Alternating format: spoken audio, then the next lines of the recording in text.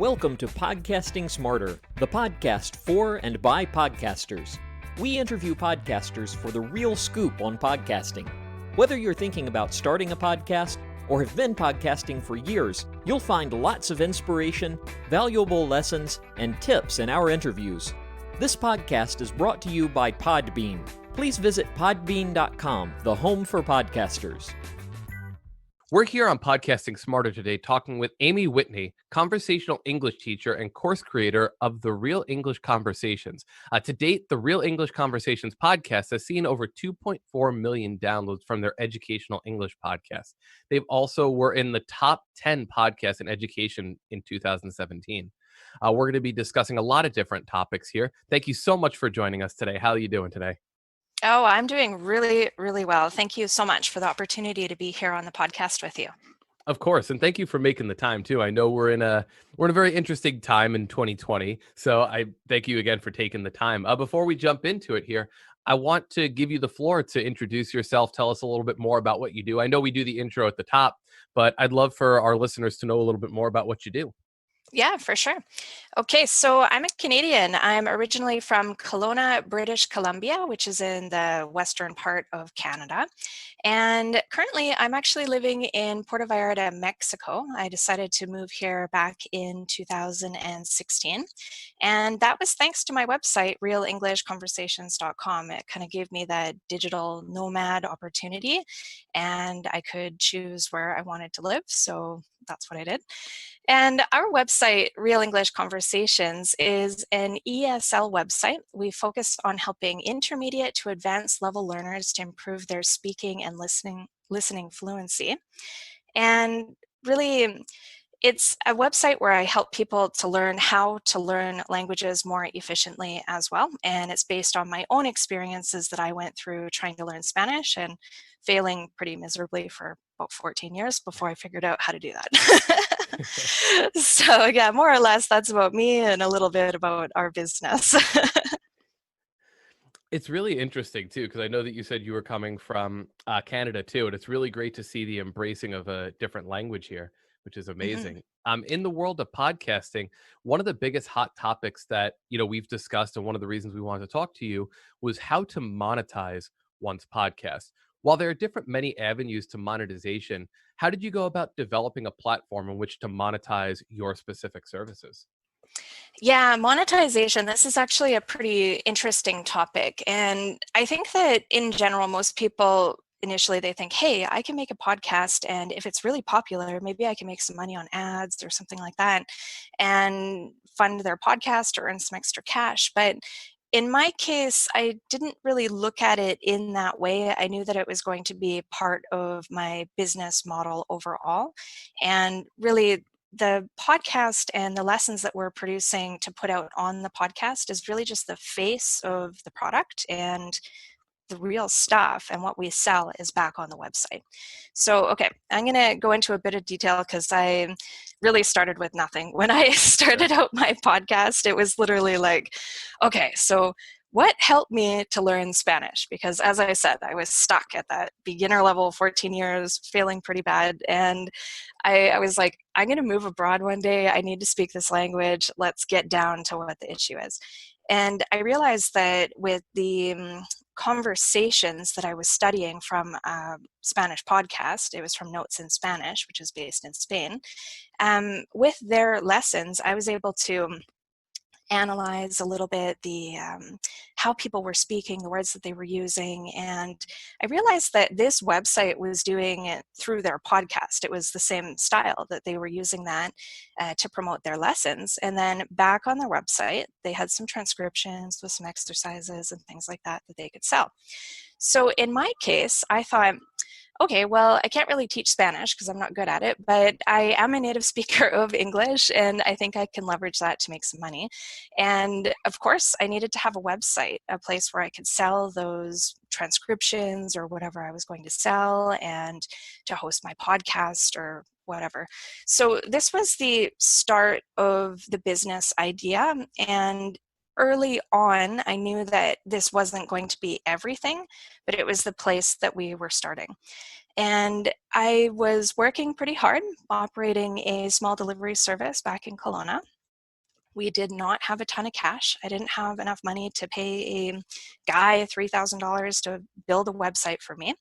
And I started out with one of those Wix websites or the GoDaddy, the $2 a month ones you Sure. get for your first year. And probably after playing around with this, investing way too much time, but I realized, you know what, this is not going to give me what I want. I'm going to have to compromise on the design. I'm not going to be able to integrate with the tools that I want, the payment gateways, and those sort of things. So I came to a decision that I had to learn how to build a website, and I didn't care if it took 6 months for me to learn how to do it. I realized it was something I wanted to do or needed to do in order to move forward. I was very, very happy that it didn't take 6 months. It took a 3-hour YouTube tutorial about how to build a WordPress website. Okay. Literally a free tutorial that was on YouTube. And it walked me through buying a domain, setting up the hosting, and the basics of the design. WordPress is a very, very powerful tool. It can help you to set up payment gateways, the email list building tools that you need, event calendars, membership, the membership walls that you see where you have to pay to access content, e-courses, all of this stuff. It's super easy to set up. So now that I learned how to set up the WordPress website, that has allowed me to do basically everything that I need to do on my own. And occasionally I hire a programmer to help me with something really specific or fix something that's dysfunctional. But normally that's not necessary. In my case, I have a lot going on with my website, so I need some support. I think it's really important too, because when you consider a podcaster, let's say that's starting up a podcast, I know that you were saying it's kind of a means to an end for you, your podcast, to promote Mhm. your product. But it's kind of interesting too, because a lot of podcasters start out from that end. They go, okay, I'm going to record my audio, I'm going to post it online, and I'm just hoping that people find it.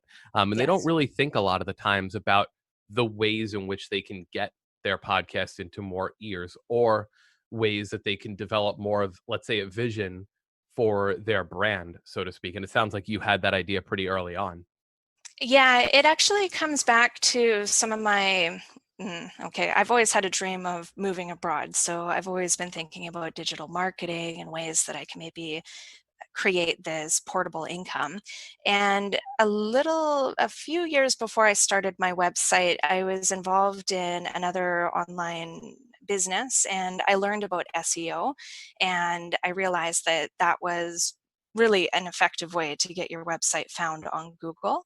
So yeah, it really was something that I knew about from the beginning, and I knew the podcasting was going to be a channel that would help me to just attract traffic to my business, really.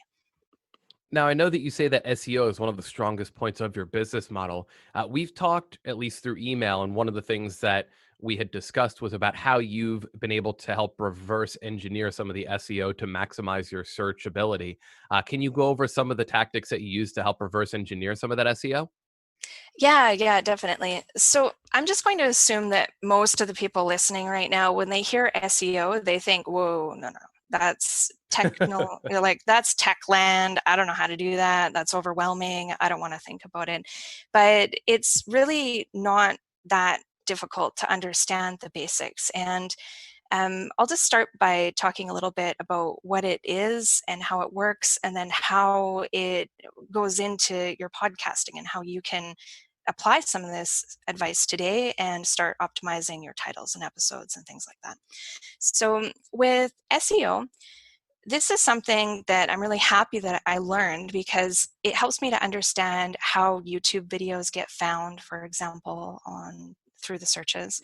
And it helps me understand how to build a good post so that when I'm publishing a new podcast, the random people on the internet that aren't even looking for a podcast, sometimes they're finding my podcast through searches. And it also helped me to understand how the podcasting search engines work and how I can position my podcast to be found. So SEO stands for Search Engine Optimization. And that basically means that when somebody types something into the search box, something comes up that they want to see, okay? So it did take me some time to learn SEO and the basic practices of doing it and what was important, but I really just picked things up through SEO guy, an expert. His name is Brian Dean, and he has a blog, he has a website called backlinko.com. And through picking up little tips here and there over the years, it's really helped me to build my knowledge and integrate this knowledge into every page of my website, every YouTube video, every podcast episode. But right now, for my business, I have about 25 to 30,000 organic visitors per month that are coming from Google.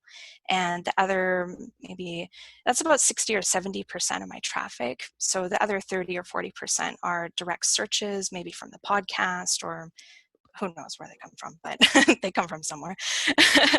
So moving on to the podcasting SEO part, I would say probably one of the biggest complaints that I hear from that Podbean Facebook group that I'm part of is that people don't know how to promote, just like you said, John.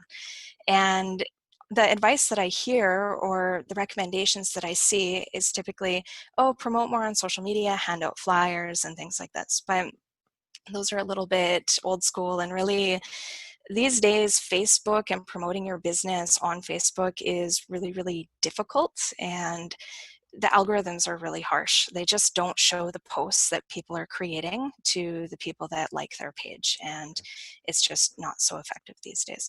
So what I want the people to do that are listening is to start thinking like this. Just like Google, people are typing in what they hope to find using a few keywords when they're using their favorite podcasting app. So podcasting apps, fortunately, have a very simplistic algorithm compared to Google, and this is something you guys can figure out. So they might consider the popularity of the episode, for example, but keywords are predominantly what brings up the episodes. So where I learned how to do this and the basics around this is through a YouTube tutorial by Pat Flynn. You can type in Pat Flynn podcast tutorial, and maybe we can leave a link for this in the description. Yeah. And this guy is going to walk you through everything. And some of the things you might know, some of the things you might learn, but he'll explain everything from really a big overview, and I think it's useful for even experienced podcasters to go through this. But one of the things that he talks about specifically is the ID3 tags, or some sort of metadata that you can embed in your podcast when you're saving the file. So you can put keywords in the title, the author, podcast name, the episode description, for example. Who knows what iTunes uses actually, or what the people are picking up, but as long as you have the data there, it can't hurt, and it doesn't take too long to put in that information, so it's absolutely worth the work. But due to his advice, and I followed his advice to a T when I launched both of my podcasts, because I actually have the Real English Conversations podcast, which you guys mentioned. But about a year later, I launched the Phrasal Verb podcast. Both of these podcasts were featured in the new and noteworthy section of iTunes, which is only available for the first 3 months of launching. I'm not sure if that's changed since, but at the time, that's what it was. And this at least gave me a really good popularity start in the algorithm searches, which is good. Okay, so moving on to Spotify. Spotify is another big one. As soon as I got my podcast on Spotify, I had a huge spike in my listens. Like, it was night and day, like at least 50% more. So anyone that hasn't done that yet, go into Podbean and set that up, because it's really important. Okay. But with this, what I did one day is I went into Spotify and I searched Real English Conversations, and I searched English conversations and a few other keywords. that I had, and I didn't necessarily see my results come up the way that I wanted them to. And this is where the reverse engineering comes in. Okay. Everybody can go into Spotify or iTunes or anywhere and type in words that they think that people might type in to find their podcast. And if you type in your competitor, for example, if you know who they are, check out their podcast. Look at what words are in their title. Look at which words are in their description, and take out anything, any phrases that are relevant to your podcast, and try to figure out how you can get those in to those titles, the descriptions, and all of these areas into that metadata as well. And diversify. On every episode, you have a new opportunity to use some new keywords. So don't just use the same ones over and over and be lazy. You can go back and edit the titles in old episodes that you have. That can also bring some fresh traffic in from random searches, and it's really, really helpful. So just to give you an idea, when I type something in, actually for the phrasal verb podcast, I was working on that recently. I typed in phrasal verbs, and I saw that there was this other podcast, which I have never heard of, that came up. And of course, I was offended initially. Why is my podcast not there? Okay. But later, I was looking at it and I was thinking, why is it there? And I realized that my podcast was down lower on the page under the podcast section, which makes sense. But these people, they were a podcast, but they were under the songs section. And that made me think, how do I get my podcast to show up there?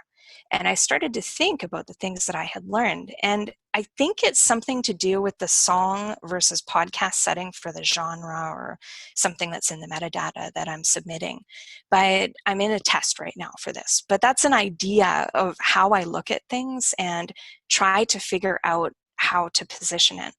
So, for example, if you have somebody that has a podcast about UFOs and supernatural stories, okay, you might type in some of those keywords, and you're going to look at those competitors, see which words that they're using, take out anything that's relevant, take out anything, honestly, that's kind of close that someone might type in, and make sure that you put those in some of your episodes. Your podcast title is also super important. For example, if you have a podcast like Bob's Big Day Out, okay, and you don't have any other information about what your podcast is about, people might be thinking, what is that? A fishing podcast?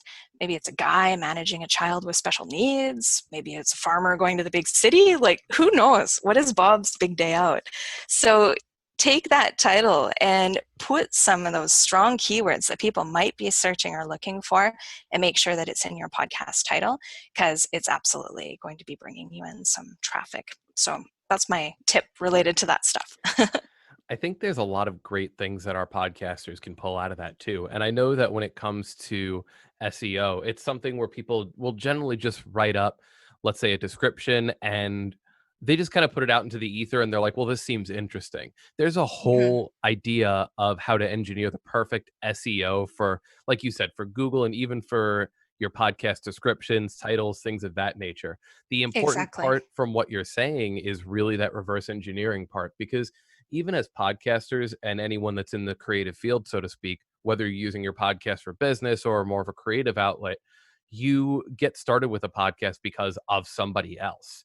A lot of the Exactly. times you hear how somebody else's message delivered, you hear how and what they're talking about, and it inspires you to create that content.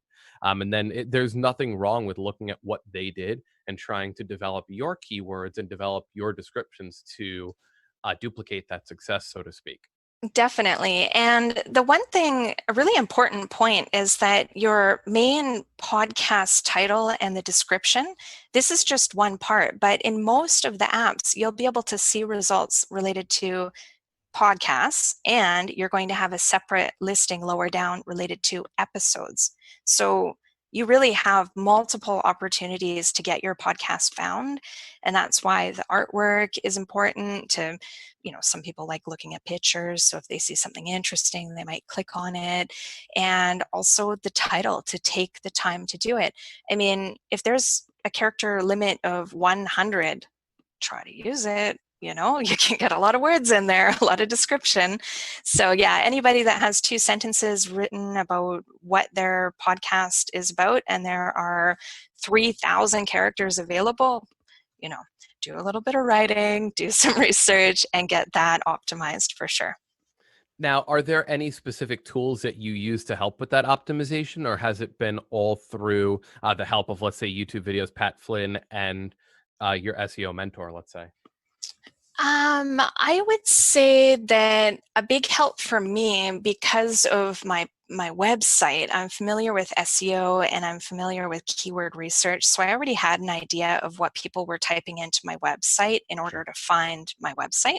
But there's actually one that I just discovered this week, which is free. And it's through Neil Patel, who's also a big SEO guy. And it is, one sec, let me just get the name here. I think it's Uber something. I'll get the correct name for you guys, but he has Uber search or something like that. And we'll make sure that we share that link with you guys, but it's free. You just type in some words that are related to the topic and you're going to get some recommendations for keywords, and anything that you see that's maybe relevant to your podcast or a synonym or related, you could use those to try to incorporate it into the description and the podcast title. Another thing about reverse engineering that I think is important, and you touched on this a bit too. One thing that we get from podcasters often in terms of requests are, oh, can an episode be categorized under a different category? And traditionally, the way that iTunes and Apple Podcasts is structured in 2020, you can have up to 3 categories that highlight what your podcast is about that you can fall under. And they can get pretty granular, but you can't do it based on each episode. When you're talking about this reverse engineering, it offers the ability for you to stay within your niche market and really get granular, but you can then also get even more detailed by doing more research based on what that specific episode could be about. Exactly. Yeah. Because I mean, in my case, my podcasts are pretty straightforward. It's like we have a conversation, people listen to it, they're like, ooh, that's how native speakers speak. And that's pretty much it. But I mean, we have a lot of podcasts available that are about business, for example, or it could be counseling, or you name it, there's a podcast out there. And a lot of those podcasts deal with specific topics under the umbrella of their main topic. So yeah, absolutely. They could be having some keywords that are relevant to that specific topic and make sure that they attract some traffic through those as well. Now, I want to switch gears a little bit and talk a little bit more about the monetization. One thing that we talked about through email was the importance of growing a mailing list. This is Mhm. something we've actually just started a bunch of Podbean webinars that are free for anybody who wants to learn more about Podbean, but also who wants to learn more about the podcasting industry in general. And one of the webinars that we run is called Promoting Your Podcast. And I speak at no end about a mailing list and how important it could be. It's such a direct line to the people that work on your product already and who have a belief in your product. Tell us about the importance of a mailing list to your business and about how it helps you monetize your podcast. Yeah, exactly. The email list, no doubt, is one of the most powerful tools. And I know that because every single one of us is flooded with emails and we just delete, delete, delete, delete. It's normal. We Right. don't read everything. Okay.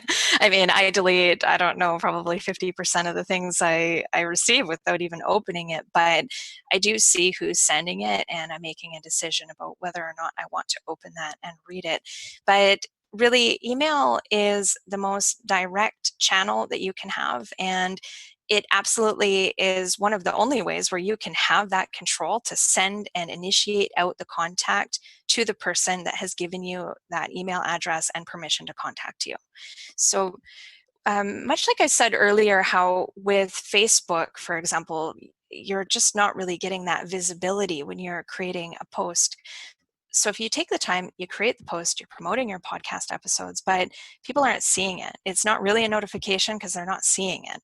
And maybe you're doing that on several social media channels. And the reason why that's frustrating is because those channels have control over who sees those posts. Right. But for you, when you have an email list and you want to send out a broadcast email, you go da da da da, type it out and hit that send button, and boom, it's going out to 2,000, 5,000 people, and it's in their inbox. Now, if they like your podcast and they see an email from your podcast, new episode, blah, blah, blah, they may or may not open it. But trust me, just seeing that is a reminder, oh, right, a new podcast episode. And it can be helpful. They may open it and not click. That doesn't mean that they didn't see it. It's just that everybody is so busy and they don't have time to click and investigate everything that they receive.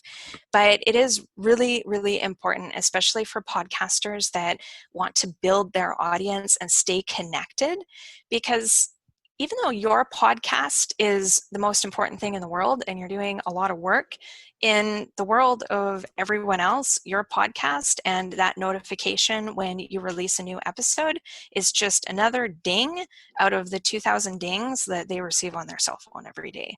And it's not that important, and we really have to contact them in as many ways as we can to hopefully reach them at the right time and have them come back to our podcast and grow that relationship.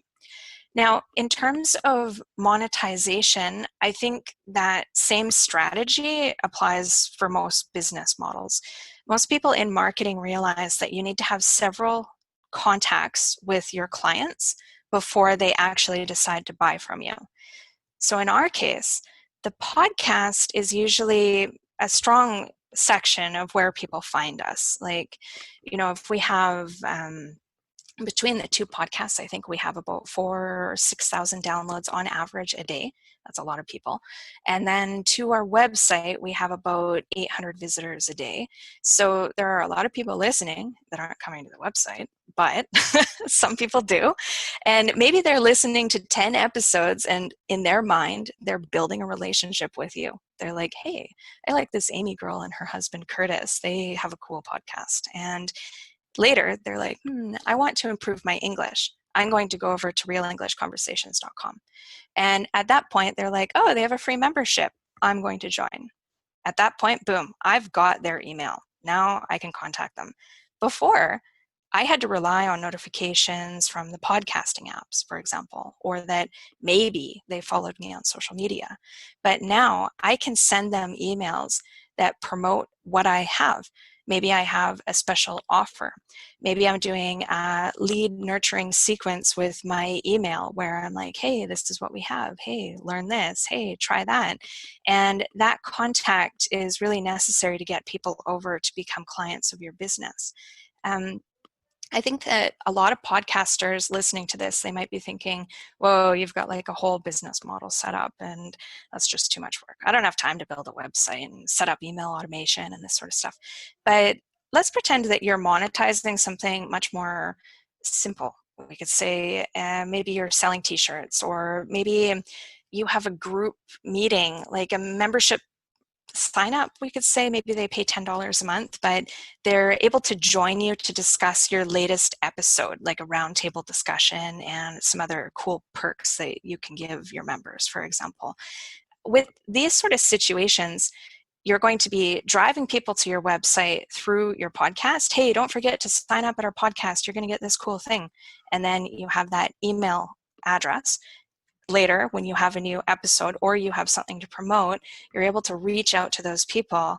And when they receive that email, if they want to come and support you or purchase your product or whatever, it's much more likely to happen. So I really feel that the monetization and the email list are really strongly linked together and working together. And it's important in any business model, but with your podcast, whether you're just trying to earn some money to pay an editor so you don't have to do it yourself, or you're trying to build up a business from it, this is something that really you should consider. And it's not hard. If you think it's hard, just like take some steps and try to do it, because it's not hard once you try. Just trust me. Mm-hmm. I think there's a lot to exactly what you said too. That mailing list, like you said, it could be something where somebody may think it's a bit daunting at first, or as you said, when you discuss a mailing list, people go, oh man, I have like 30,000 emails. Like I know if I look at my inbox, I probably have about 30,000 through a bunch of different email accounts on there. But if you are somebody that really is passionate about a specific topic or a specific brand or a specific podcast, if you subscribe to their mailing list, they can have direct contact with you. And anything that you put out, like you said, maybe someone goes, okay, I know their podcast is out. So they're getting notifications about that. But then when you all of a sudden post about, let's say, that t-shirt that you're trying to sell or the new line of programs that you're putting out, a lot of the times you may get a higher click-through rate on some things than others, but you're always keeping yourself in the eyes of your most dedicated, engaged listenership and fan base. And one thing Exactly. that I've always loved about it is you also, with a mailing list, have a lot more branding options. So you talk about social media. I couldn't agree more with you on the algorithmic side of it, right? A lot of Hmm. the times Facebook can cut your algorithm, can cut your traffic down by 93% on some posts. It can get crazy.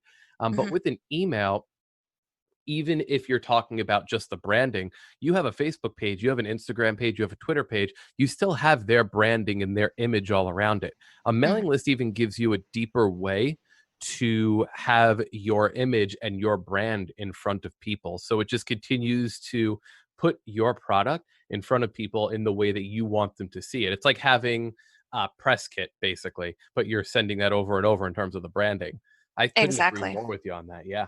Yeah, definitely. And really, it's about staying top of mind because if you think about the podcasts that you listened to a year ago, why aren't you listening to them anymore? Is it because it was a bad podcast or you just kind of got distracted and started listening to something else? Like, this is the difference between people that continue to stay loyal to you or remember and go to your podcast to listen. It could just be that simple email reminder. And another thing too, like for example, one podcast that I follow, it's Radio Volante, and that's a Spanish podcast. And they send out a Friday email every week and every time that they release an episode. And I don't think I've ever clicked through. But the truth is that when I'm checking my email, I'm not in podcast listening land. I'm working.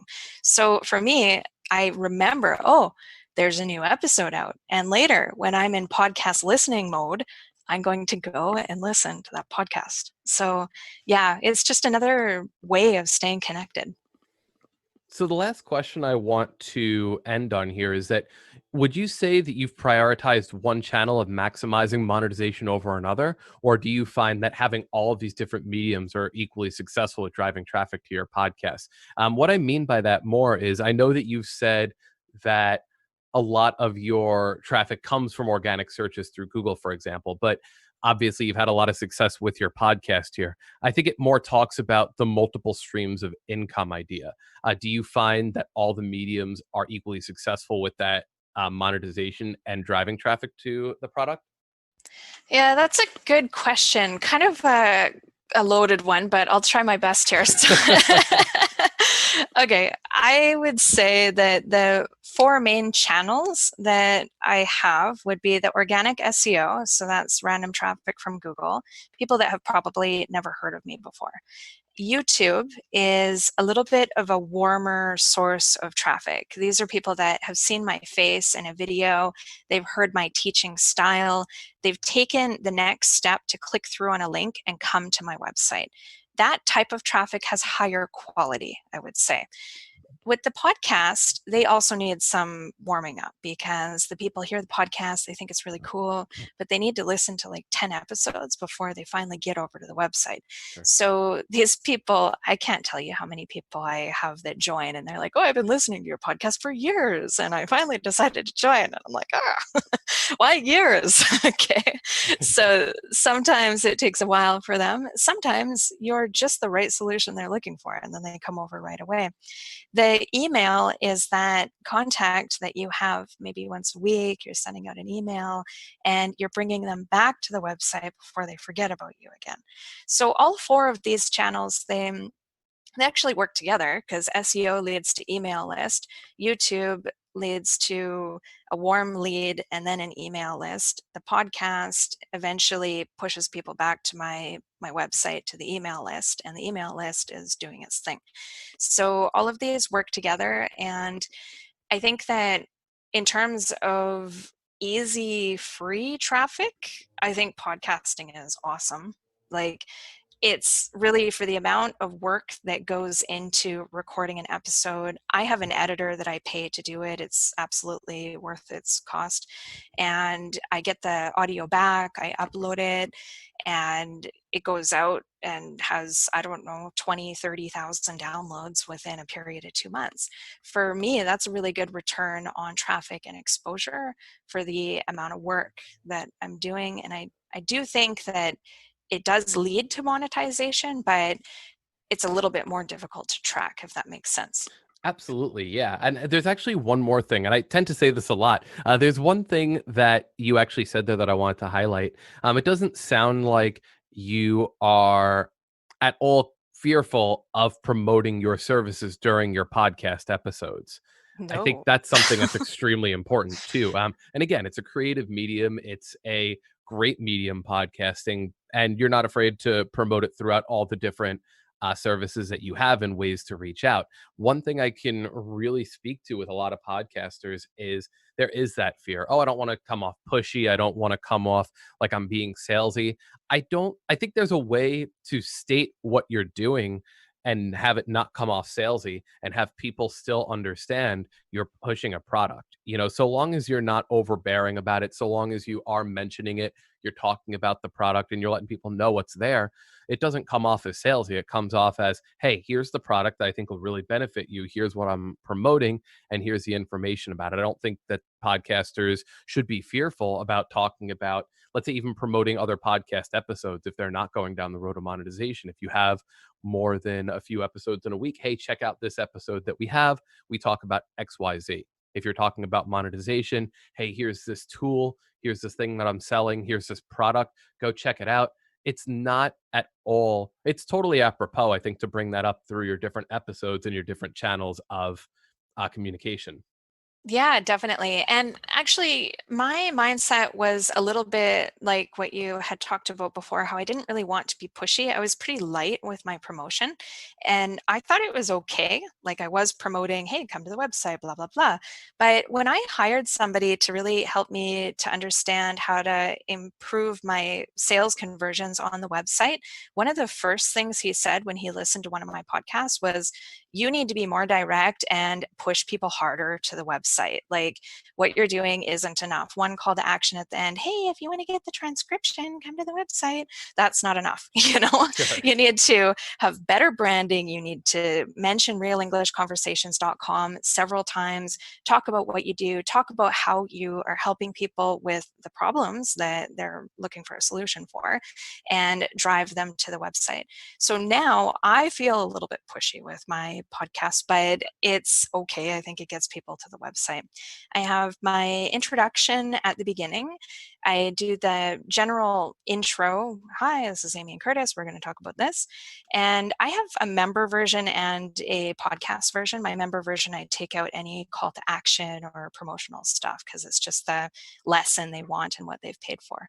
But for the podcast version, I insert in a very clear call to action based on whatever the lesson is teaching. So, for example, I was doing a podcast recording earlier this week about building vocabulary and specific tips. And this was related to efficient language learning. So I wanted to make sure that the call to action really highlighted that on our website, this is a huge part of what we do. We're not just going to help you to improve your speaking and listening. We're going to teach you how to learn a language faster. And that was the idea. Come to our website, join as a free member, and get started. And then boom, into the conversation. I also have a little commercial that I made with my members, and it's cool. It's like, I have people from different countries, different accents all over the world. So I made a audio collage where they say, hello, hello, hello, in their different voices. They say where they're from, and then they say a sentence or a phrase about why they find our website helpful.